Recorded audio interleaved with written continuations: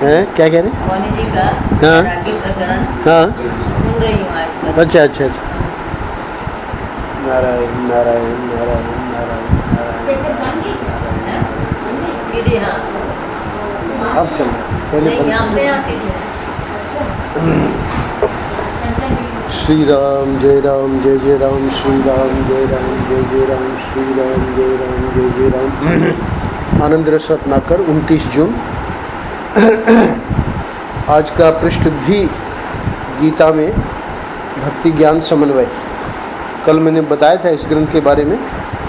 बिरला मंदिर में परम पूज्य महाराज जी के प्रवचन इस विषय को लेकर, इस विषय का आधार बनाकर महाराज ने जो प्रवचन किए हैं, बड़े बेजोड़ प्रवचन हैं। तो कल 107, 108, 109 3 पृष्ठों में से कल महाराज ने बताया था हम लोगों को, तुम सब मेरे पास आओ, मैं तुम्हें शांति दूंगा। महाराज ने कहा कि कैसे ठाकुर जी हमारे हृदय में ही हैं, और हमारे हृदय में हैं तो फिर हम इसी समय हम परमानंद का अनुभव कर सकते हैं। ये जो गीता है वो हमको वो चाबी दे रही है, जिस चाबी से हम, गीता का कहना है कि आपके हृदय में ईश्वर का निवास है, और फिर ईश्वर की विशेषताएं स्वयं गीता में भगवान अपने मुख से कह रहे हैं। पुण्यो गंध पृथिव्याम च रसो हम सुकोन्ते। यानी महर्षि का कहने का भाव ये है कि हमारे हृदय में ही वो जो ईश्वर है, तो एक सौरभ, एक सुगंध है ना, एक रस, हृदय में रस की फुहारें छूट रही हैं, सौंदर्य माधुर्य का निधान ईश्वर है। तो कोमल है, सुकुमार है, दया है, प्रेम है, करुणा है, वात्सल्य, ये सब ईश्वर में कि वो जितने गुण हैं, सद्गुण, ये हमारे जीवन में भी प्रकट होने चाहिए। हम देखते हैं कि वो नहीं, ये सद्गुण प्रकट नहीं हो पाते, है ना। तो उसका जो है रहस्य बता रहे हैं। कल मैंने कहा साईं का एक अशोक जी वो वाक्य बोलते हैं, मुझे बहुत पसंद है। तो उसमें साईं ने बताया है कि प्रतिबंध क्या है। जब अगर ईश्वर हमारे हृदय में ही है, और महाराज जी समझा भी रहे हैं, तो ये सद्गुण प्रकट क्यों नहीं हो रहे हमारे जीवन में? उसका कारण है प्रमाद, है ना। प्रमाद है। उसके अलावा क्या है? प्रमाद के अलावा जो हमारी वासना है ना, कुटुंब का जो मोह है, लोक वासना है, विषय यानी अपना जो विषयासक्ति, और विषयासक्ति के अलावा लोकेशना। तो ये सब जो है, ये बीच में हमारे प्रतिबंध है। इन प्रतिबंधों को हम हटाने का हमारी बस यही है साधना, कि प्रतिबंध न रहें, और हमें कुछ करना नहीं है। बस ईश्वर जो है वो तो है ही है, वो अपने सारे सद्गुणों को लेके हमारे जीवन में प्रकट हो सकता है। जैसे मैंने बताया महाराज जी के जीवन में, साईं के जीवन में।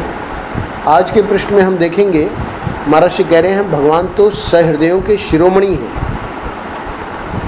तो सहृदयों के शिरोमणि है का मतलब क्या है?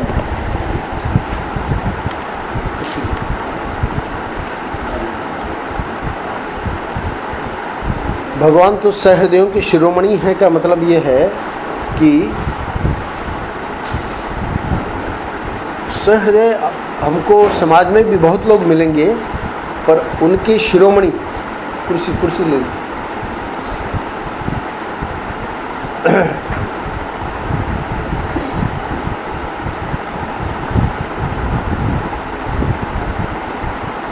सहृदय होना एक बात है, पर सहृदयों के शिरोमणि होना वो कुछ और चीज़ है। क्योंकि सहृदयों के शिरोमणि में फिर वो जो सहृदयता है वो कभी भी उसका अभाव नहीं होता है। सहृदय तो हम लोग भी हैं, पर वो कब तक, जब तक हमारा स्वार्थ बना है ना। जैसे हमारे स्वार्थ में कोई संकट आया तो हमारी सहृदयता जो है वो नहीं रहती। गीता छोटे के लिए भी है, बड़े के लिए भी है, सबके लिए है। गीता छोटे के लिए भी है, बड़े के लिए भी है, सबके लिए है। जितने भी मजहब हैं वे कहते हैं कि जो हमारे शास्त्र को नहीं मानेगा वह हमारे मजहब का नहीं है।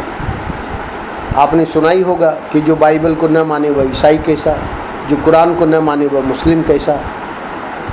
वेद में भी ऐसा मत मानना कि वेद में ये बात नहीं कही है। वैदिक लोग भी ये कहते हैं कि जो वेद को नहीं मानता वह सर्वधर्म बहिष्कृत है ना।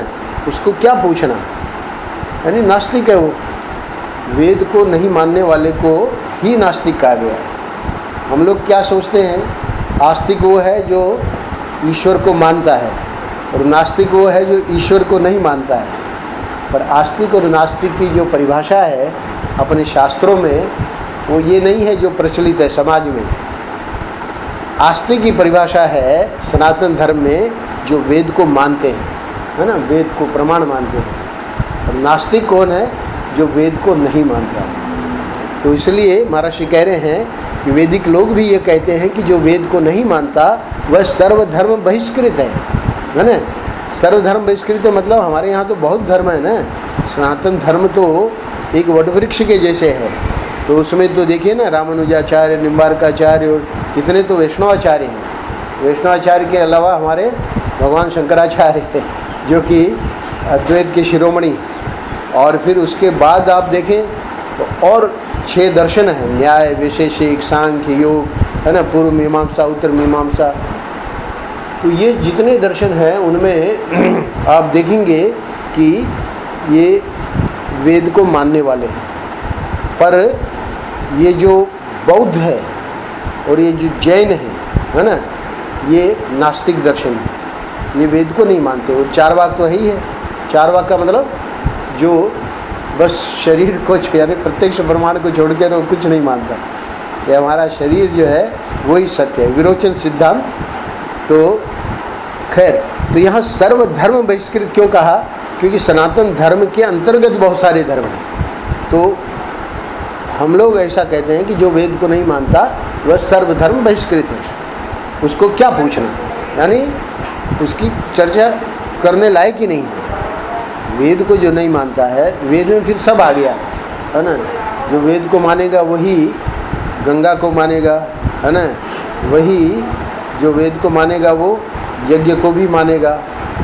यज्ञ आदि जो है, वेद को जो मानेगा वो ब्राह्मण को भी मानेगा। तो ये जो वैदिक धर्म है इसके कुछ ऐसे अंग है ना। तो वो जो वेद को मानने वाला है तो अपने आप ही उन चीज़ों को मान ही रहा है। जैन धर्म गंगा जी को नहीं मानता। जैन धर्म जो है वो ब्राह्मण को नहीं मानता। जैन धर्म जो है यज्ञ में विश्वास नहीं करता। तो ये जो वैदिक धर्म है ये सनातन धर्म है। और इसी के अंतर्गत ये सर्वधर्म, यानी जितने हम लेते हैं, है ना। आप पूरे भारत में जाइए, कहीं कुछ, कहीं कुछ, कहीं कुछ, हर एक प्रांत में अलग अलग। जैसे हमारे दक्षिण के महात्मा जी अभी लेते हैं, दक्षिण की बातें सुनाते हैं, है ना। आज बता रहे थे कि गेंदा का फूल वहाँ मंदिरों में बोर्ड लगाया रहता है कि गेंदे का फूल अंदर अलाउ नहीं है। तो गेंदे का फूल क्यों नहीं अलाउ है, महेशानंद जी ने पूछा। तो बोले कि इसको विदेशी माना गया, ये इस देश का नहीं है ना, तो वो वर्जित है। तो हर एक जगह अलग अलग इस प्रकार का। पर जो वेद को नहीं मान रहा है वो सर्वधर्म बहिष्कृत। यानी इसका मतलब यहाँ भगवान की कौन सी, वो भी गीता का ही प्रसंग चल रहा है। आज यहाँ भी गीता का प्रसंग है और हमारे 7 से 8 और शाम को 4:45 से 5:45 वो भी गीता ही चल रही है। वहाँ 9वें अध्याय में स्वयं भगवान कह रहे हैं कि मैं जो है पत्रम पुष्पम फलम तोयम यो में भक्त्या प्रयच्छति। जो भक्त भक्ति के द्वारा मुझे चाहे पत्र या पुष्प या फल या जल, है ना। तो मधुसूदन सरस्वती जी ने समझाया है कि भगवान को खुश करने के लिए बहुत आयास की या बहुत खर्चे की ज़रूरत नहीं है। भगवान देखते हैं हमारे दिल का प्रेम। तो दिल के प्रेम में वो जो पुष्प चढ़ाते हैं तो वहाँ भले मंदिर में, दक्षिण के मंदिरों में लिखा है कि ये गेंदे का फूल अलाउ नहीं है, पर खैर उन लोगों की वो उस प्रकार की परंपरा है। पर यहाँ तो गेंदे का फूल चढ़ता है ठाकुर जी बड़े प्रेम से ग्रहण करते हैं। तो बोले भाई ऐसे कैसे, वहाँ तो बिल्कुल निषेध है और यहाँ यही वैदिक धर्म है। सर्वधर्म बहिष्कृत का मतलब वैदिक धर्म में ये जो व्यक्ति जो अपने प्रेम से भक्ति नहीं करता है वो बहिष्कृत है। सर्वधर्म बहिष्कृत का मतलब क्या है, ये जो हमारे कर्मकांड रूपी जो बहुत सारी चीज़ें हैं उनका ठाकुर जी की दृष्टि में महत्व है, महत्व नहीं है ये मैं नहीं कहता, पर उससे भी ज़्यादा महत्व है हमारे प्रेम का। तो इसलिए वहाँ लिखा है मधुसूदन सरस्वती जी ने कि अगर भक्ति नहीं है तो चाहे वो ब्राह्मण ही क्यों न हो, चाहे वो तपस्वी ही क्यों न हो, है ना, उसका ठाकुर जी की दृष्टि में कोई मूल्य नहीं है। क्यों? क्योंकि ये जो है क्षुद्र है, वो ब्राह्मण नहीं है, पर उसकी भक्ति है तो ठाकुर जी की दृष्टि में उसका मूल्य ज़्यादा है। वहाँ भागवत में भी प्रहलाद जी का श्लोक आया है। तो आज महाराज श्री ये बता रहे हैं प्रथम पैराग्राफ में, है ना, प्रथम पंक्ति में तो कह दिया कि गीता छोटे के लिए भी है, बड़े के लिए भी है, सबके लिए, है ना। तो अब सबके लिए है तो फिर ये बात जो आई कि वेद को नहीं मानता है तो वह सर्वधर्म से बहिष्कृत है, तो फिर इसका मतलब गीता उसके लिए नहीं है जो वेद को नहीं मानता। तो महाराज कह रहे हैं कि ऐसी बात नहीं है। गीता जो है बड़ा अद्भुत ग्रंथ है, गीता की महिमा बता रहे हैं, किंतु गीता ने इस बात पर दृष्टि डाली है क्या कि वेद के मानने वालों को भी गीता यानी भगवान कृष्ण ये मतलब अपने हृदय में रख रहे हैं कि भले वो नास्तिक हैं, नास्तिक यानी हमारी दृष्टि से, वैदिक दृष्टि से, क्योंकि वेद को नहीं मानते हैं, पर क्या वो बिल्कुल अस्पृश्य हैं क्या? ऐसा नहीं है। क्यों? क्योंकि टीकाकारों को उसमें बुद्धि लगानी पड़ी है। बुद्धि लगानी पड़ी है मतलब जब भगवान ने कोई ऐसा श्लोक कहा है तो टीकाकारों को सोचना पड़ा कि भगवान यहाँ इस प्रकार क्यों कह रहे हैं। अब उसी को आगे महाराज जी संकेत देंगे, ज़्यादा विस्तार में नहीं बोलेंगे। आप गीता पढ़ते होंगे और न पढ़ते हो तो जरूर पढ़ें। बोले महाराज पढ़ तो नहीं रहे हैं, तो महाराज जी कह रहे हैं कि अधिक न पढ़ें तो आप एक नियम यह ले लें कि केवल 2 श्लोक रोज पढ़ेंगे। इस तरह 1 वर्ष में गीता की 1 आवृत्ति पूरी हो जाएगी, है ना। मतलब महाराज श्री बहुत नियम जब भी देते थे तो छोटे से छोटा नियम जो कि हर कोई कर सके। तो 2 श्लोक अगर हम दिन में पढ़ें 1 वर्ष में, है ना, क्योंकि 700 श्लोक हैं तो 365 दिन हैं, तो 1 वर्ष में बहुत आनंद के साथ आवृत्ति हो जाएगी। अच्छा, अब महाराज जी को जो प्रसंग बताना है वो वहाँ हमारा ध्यान खींच रहे हैं। प्रसंग है 17वें अध्याय का प्रथम श्लोक। अर्जुन का प्रश्न है, अर्जुन पूछ रहा है, ये शास्त्र विधि मुत्सृज्य यजन्ते श्रद्धयान्विताः तेषाम निष्ठा तु का कृष्ण सत्वमाहो रजस्तम। हे कृष्ण, जो शास्त्र की विधि समझे बिना। देखिए अर्जुन का प्रश्न जो है बहुत गंभीर है, क्योंकि 16वें अध्याय के अंत में भगवान ने कहा कि जो शास्त्र है वो ही प्रमाण है। यानी यहाँ तक भगवान कहते हैं कि मैं भी प्रमाण नहीं हूँ, शास्त्र ही प्रमाण है ना। तस्मात् शास्त्रम प्रमाणम ते कार्य कार्य व्यवस्थित हो। तो वहाँ पर ये जो बात बताई तो अर्जुन को लगा कि भाई ये गांव वाले और जो इतने लोग हैं उनको शास्त्रों का कहाँ पता है, तो वो तो शास्त्र जानते ही नहीं है। तब अर्जुन का ये प्रश्न था कि हे कृष्ण, जो शास्त्र की विधि समझे बिना, है ना। अब जैसे हम लोग ले जा रहे हैं गेंदे का फूल, अब वहाँ वो जो दक्षिण वाले हैं वो लोग चूँकि शास्त्रज्ञ हैं तो उनको पता है कि भाई ये चीज़ जो है अपने देश की नहीं है, ठाकुर जी को इसका मतलब नहीं वो लगना चाहिए, है ना, वो अर्पित हमें नहीं करनी चाहिए। तो ये अर्पण जो है, समर्पण जो है, वो अर्जुन को पता था कि बहुत से लोग बिना शास्त्र को जाने बहुत सारी चीज़ें करते हैं। तो इसलिए यद्यपि शास्त्र की विधि तो नहीं समझते, पर अगली बात जो है उस पर ध्यान दीजिएगा, किंतु श्रद्धा से संपन्न होकर देवादि विषयक पूजा यज्ञ दान करते हैं, है ना। श्रद्धा से संपन्न होकर वो पूजा कर रहे हैं, देवों की पूजा, है ना, देवादि विषयक पूजा यज्ञ दान जो भी मतलब क्रिया हम कर रहे हैं, धार्मिक क्रिया आध्यात्मिक क्रिया। तो उस क्रिया के बारे में उसका ये प्रश्न है कि उसमें सात्विक भी लोग हैं, राजसिक भी लोग हैं, तामसिक लोग भी हैं, है ना। तो सात्विक में वसु आदि, है ना, रुद्र आदि देवताओं को गिनाया है ना। राजस में और जो देवता हैं उनको गिनाया है, और ये जो भूतगण हैं, विनायक हैं आदि, उनको तामस में गिनाया है।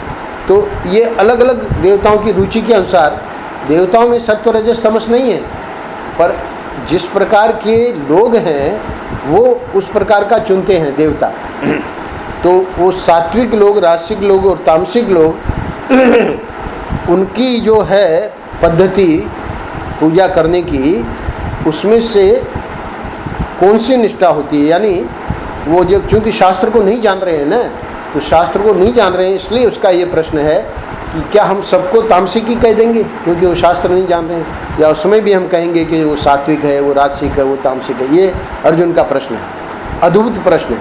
यानी प्रश्न ही पहले महर्षि कह रहे हैं कि इतना ज़बरदस्त है कि इस प्रकार हमको पूछना बनेगा ही नहीं, पर चलो अर्जुन ने पूछ ही लिया, तो अब देखिए भगवान क्या उत्तर दे रहे हैं। तो महर्षि कह रहे हैं कि इसका जैसा उत्तर गीता में दिया गया है वैसा दुनिया के किसी मजहब में, किसी भी पंथ में नहीं मिलेगा। परम पूज्य महर्षि क्या कहना चाह रहे हैं कि इस प्रश्न का उत्तर गीता में अगर भगवान कहते कि भाई जब शास्त्र की विधि समझ ही नहीं रहे हैं तो वे तो नास्तिक हो गए, है ना। नास्तिक हो गए तो फिर तो ऊपर वाला वाक्य है ना कि जो वेद को नहीं मानता वह सर्वधर्म बहिष्कृत है। तो गीता ने ऐसा नहीं माना है, इसलिए महर्षि कह रहे हैं किंतु गीता ने इस बात पर दृष्टि डाली है और टीकाकारों को उसमें बुद्धि लगानी पड़ी है, यानी उनको बड़ा इसमें विचार करना पड़ा कि भगवान ऐसा कैसे बोल रहे हैं। तो महर्षि कह रहे हैं कि इसका जैसा उत्तर गीता में दिया गया है वैसा दुनिया के किसी मजहब में, किसी भी पंथ में नहीं मिलेगा। अब वो क्या उत्तर है आप पूछेंगे, तो उत्तर को पहले छोड़ दीजिए, पहले प्रश्न को देखिए। प्रश्न में क्या कहा कि ये शास्त्र विधि मुत्सृज्य। उत्सृज्य का अर्थ महर्षि कह रहे हैं कि मैं क्या सुनाऊं, वह आचार्यों के विरुद्ध पड़ता है। आचार्यों के विरुद्ध पड़ता है, इस वाक्य का अर्थ क्या है, महर्षि के इस वाक्य को समझिएगा।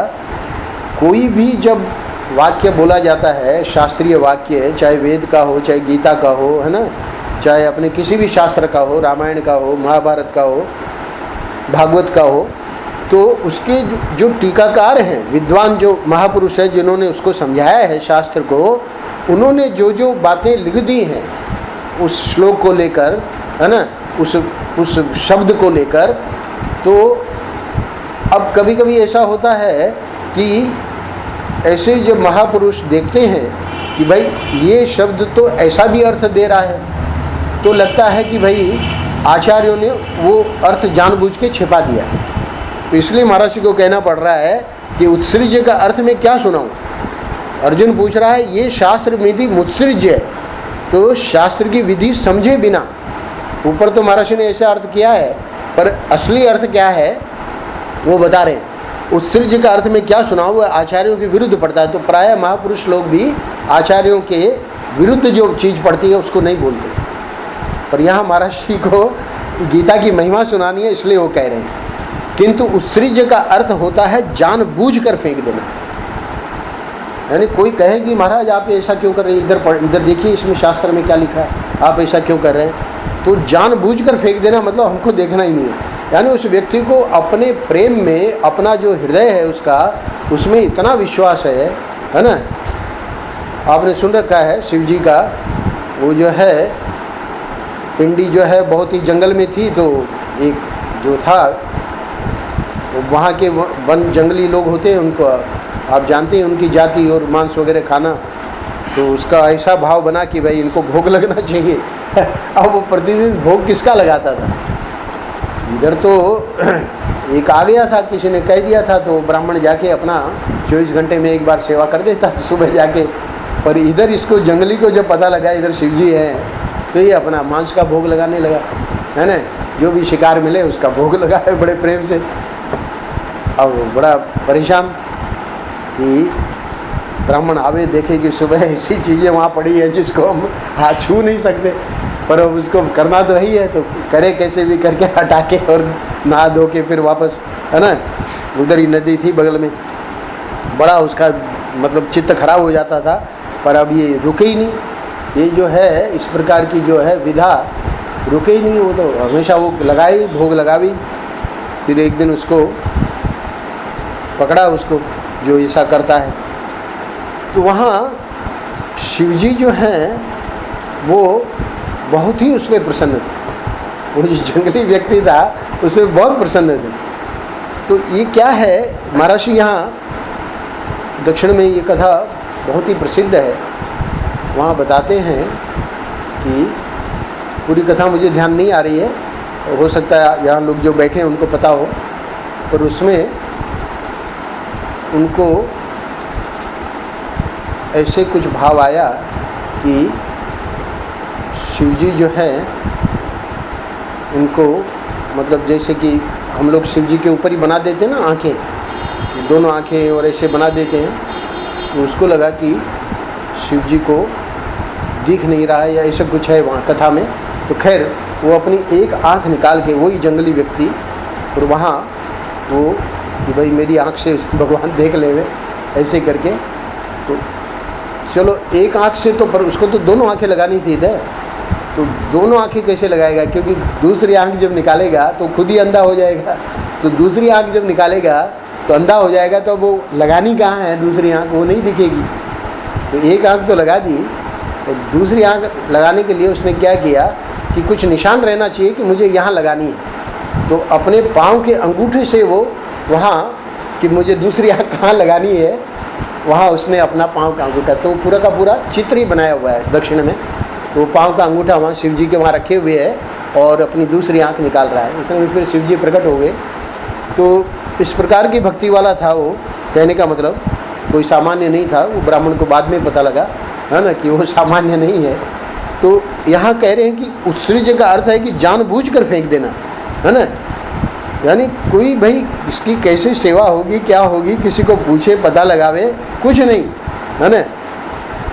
अब आप देखें कि कोई किताबी मजहब किताब छोड़ने का कितना बड़ा अपराध, किताब छोड़ने को कितना बड़ा अपराध मानता है ना।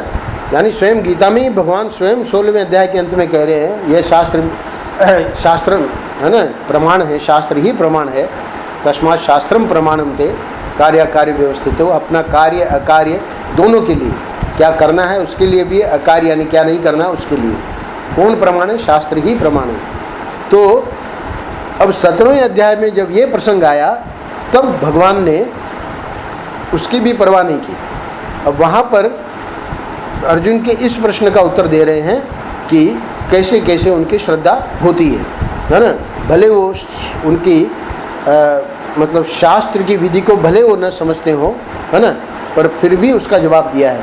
तो किताब छोड़ने वालों में भले ही श्रद्धा हो, लेकिन वह श्रद्धा को बड़ा सद्गुण नहीं मानेगा।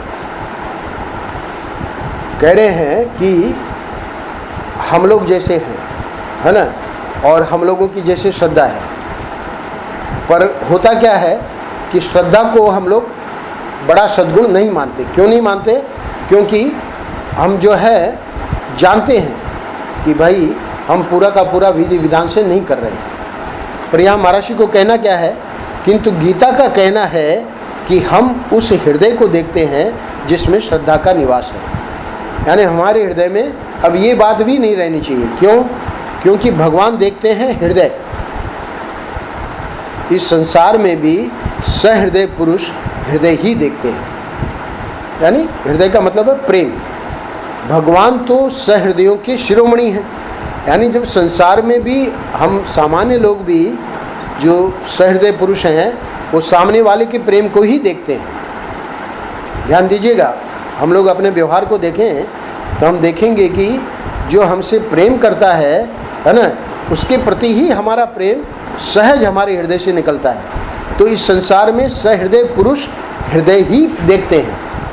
हम लोगों को भी अगर बहुत ही स्वार्थी, बहुत ही लोभी प्रकृति के, बहुत ही मतलब उस प्रकार की प्रकृति के नहीं हैं, तो हम भी सामने वाले का प्रेम देखेंगे। बाकी वो जो बनिया है वो बनिया प्रेम नहीं देखेगा, वो तो देखेगा कि हमारे पैसे का, है ना, हमारे स्वार्थ का ये बहुत बड़ा अंतर है अपने मतलब। तो इसलिए महर्षि को ये कहना पड़ रहा है कि इस संसार में भी सहृदय पुरुष हृदय ही देखते हैं। सहृदय पुरुष हृदय ही देखते हैं क्यों कह रहे हैं? सब लोग प्रेम ही देखते हैं ऐसा क्यों नहीं कह रहे हैं? सब लोग प्रेम नहीं देखते। सब लोग तो उनकी जो महत्व बुद्धि है जिस चीज़ में, उसको देखते हैं। हमारी अगर महत्व बुद्धि धन में है ना, सब जगह हमको धन ही धन, है ना, धन से ही हमको मतलब है। हमारी महत्व बुद्धि यदि सौंदर्य में है तो हमको बस वो सुंदरता का ही बस, है ना, सुंदरता के पुजारी हम हो जाएंगे। वहाँ सामने प्रेम कौन कर रहा है ना? हो सकता है दो देवियाँ हैं, वो सहृदय पुरुष नहीं है, तो वो जो प्रेम करने वाली देवी है उसके प्रति उसका वो कोई रुझान नहीं होगा। उसका रुझान होगा वो सुंदरता वाली देवी, भले उसके हृदय में कपट है, भले वो कुटिल है। तो इसलिए महर्षि को कहना पड़ता है कि कहना पड़ रहा है कि सहृदय पुरुष हृदय ही देखते हैं। तो चलो ये तो हम लोगों की बात हो गई, है ना, हम लोगों की नहीं, हम लोगों में जो विशिष्ट लोग हैं उनकी बात हो गई। भगवान बोले भगवान तो सहृदयों के शिरोमणि है ना। अब ये अंतिम इसको पृष्ठ को समेट रहे हैं और कहते हैं, क्या कहते हैं, पूरे 17वें अध्याय को देखना पड़ेगा वहाँ क्या जवाब दिया है, पर यहाँ एक पंक्ति में महर्षि ने बता दिया। कहते हैं कि जो श्रद्धालु हैं वह शास्त्र विधि को छोड़ भी दे तो उसकी श्रद्धा उसको ऊपर उठाकर ले जाएगी। वहाँ 17वें अध्याय में भगवान ने ये निर्णय दे दिया है ना, कि अगर वो श्रद्धालु है यानी उसका प्रेम है मेरे लिए तो उतना पर्याप्त है। क्यों? क्योंकि भले वो शास्त्र विधि को नहीं जान रहा है पर उसकी वो जो श्रद्धा है ना, उस श्रद्धा में ही कुछ ऐसा चमत्कार है कि उसको समय से कोई व्यक्ति भी मिल जाएगा, है ना, वो शास्त्र की बात बताएगा, वो उसको मान भी लेगा, तो उसको ऊपर उठाकर ले जाएगी। इसलिए फिर श्रद्धा को ये कहना, महर्षि को ये कहना पड़ रहा है कि श्रद्धा भक्ति की माँ है। ये जो हमारा प्रेम है वो कब प्रकट होगा? जब हमारे में पहले श्रद्धा आएगी। श्रद्धा का सीधा अर्थ समझ लो, एक महापुरुष ने समझाया है कि जो अनुभूत चीज़ होती है ना, उसमें श्रद्धा करनी नहीं पड़ती। जैसे भूख लगी है, मैं भोजन करूँगा, भूख मिट जाएगी, तो इसमें श्रद्धा की ज़रूरत नहीं है ना, क्योंकि वो अनुभूत है। जब जब मैंने भोजन किया मेरी भूख मिट गई। प्यास लगी है, पानी पीऊँगा, प्यास मिट जाएगी। यहाँ श्रद्धा की ज़रूरत नहीं है। पर ठाकुर जी के बारे में ऐसा नहीं है, क्योंकि वो अनुभव के विषय नहीं है। वो हमारे ऐसा नहीं है कि जैसे भूख मिट गई भोजन करने से, प्यास मिट गई पानी पीने से, वैसे हमको ठाकुर जी भी बार बार मिलते रहते हैं इसलिए हमको शांति मिल जाती है, ऐसा नहीं है। क्यों? क्योंकि वो हमारे महापुरुषों की बात छोड़ दीजिए, पर हमारे अनुभव के विषय नहीं है, इसलिए श्रद्धा करनी पड़ेगी। जो संत हैं, जो महापुरुष हैं, वो समझाते हैं, है ना, तो जब तक हम श्रद्धा नहीं करेंगे इस मार्ग में आगे नहीं बढ़ सकते। इसलिए अब ये बात आपको महर्षि की समझ में आ जाएगी कि उसकी श्रद्धा उसको ऊपर उठाकर ले जाएगी। यानी चूंकि वो मानता है ना, हमको अनुभव में द्वैत आ रहा है पर महर्षि कह रहे हैं कि अद्वैत ही सत्य है, तो उसकी ये जो श्रद्धा है वो उसको ऊपर उठाकर ले जाएगी। हम बस यही कह रहे हैं कि भाई जब अनुभव में द्वैत आ रहा है तो हम तो द्वैत को ही मानेंगे। तो फिर भाई ये जो उपदेश है ना, वो सब सुनने की क्या ज़रूरत है? अद्वैत का मतलब ये मत समझ लेना कि मैं वेदांत की बात कह रहा हूँ, भक्ति की बात कह रहा हूँ, है ना। भक्ति में छठी श्रेणी में क्या आया? भगवान ने सब कुछ दे दिया, है ना, बात भी कर ली, झांकी भी दे दी, वरदान भी दे दिया, है ना, तुम मेरे हो भी कह दिया, हम तुम्हारे हैं भी कह दिया। पर फिर क्या बचा? छठी श्रेणी में जो लोग पढ़ रहे हैं, सुन रहे हैं, यहाँ छठी श्रेणी में क्या बचा? कि भगवान ने ये नहीं कहा कि हम तुम हमसे अभिन्न हो, हम तुमसे अभिन्न हैं। यानी ये जो अभिन्नता का जो है वो भक्ति का ही है। भक्ति की छठी श्रेणी में यानी पराभक्ति जो है वहाँ अद्वैत का ही है। तो अद्वैत अनुभव में तो आ नहीं रहा है, पर वो हमारी श्रद्धा अगर है तो श्रद्धा हमको ऊपर उठाकर ले जाएगी। ये श्रद्धा भक्ति की माँ है। श्रद्धा से भक्ति प्रारंभ होती है। आदो श्रद्धा ततः संगः ततो अस्ति भजन क्रिया। पहले श्रद्धा होती है, उसके बाद सत्संग होता है। अब ये बात जब समझ में आ गई कि भाई संतों की बात जो है वो पहले हमको माननी पड़ेगी, है ना, शास्त्रों की बात को मानना पड़ेगा, यही है श्रद्धा का स्वरूप और कुछ नहीं है। तो उससे फिर क्या होगा, सत्संग होगा। अच्छा, सत्संग से और बहुत सारे रहस्य जानने को मिलेंगे। अब जो है भजन क्रिया अपने आप होने लगी। इसलिए महाराज जी कह रहे हैं आदो श्रद्धा ततः संगः ततो अस्ति भजन क्रिया। पहले श्रद्धा होती है, उसके बाद सत्संग होता है ना। क्यों आप लोग यहाँ आके बैठे हैं? क्यों? क्योंकि श्रद्धा ने ये बात हमारे चित्त में पक्का कर दिया है कि भाई सत्संग से ही हमारा कल्याण होगा। तो अब हम जब सत्संग कर रहे हैं तो अब जाके कोशिश करेंगे कि वो हमारे जीवन में भी उतरे। उसी को कहते हैं भजन। तो जब सत्संग होता है तब भजन होता है। भजन का मतलब प्रभु का स्मरण। जब तुम श्रद्धापूर्वक, रुचिपूर्वक, प्रीतिपूर्वक, ध्यान दीजिएगा महाराज जी का आखिरी वाक्य, जब हम लोग श्रद्धापूर्वक, रुचिपूर्वक, प्रीतिपूर्वक भगवान का अनुस्मरण करेंगे तो क्या भगवान तुम्हारे हृदय में नहीं प्रकट होंगे? यानी अवश्य प्रकट होंगे। हरिओम तत्सत, हरिओम तत्सत, हरिओम। आज थोड़ा सा विलम्ब से शुरू हुआ, इसलिए 5 मिनट ज़्यादा ले लूँ। अच्छा, इसकी बैटरी लो बैटरी लो बता रहा है। जीव ईश्वर का अंश है, ये अभिन्नता में नहीं आता है? फिर से बोली। जीव ईश्वर का अंश है, अभिन्न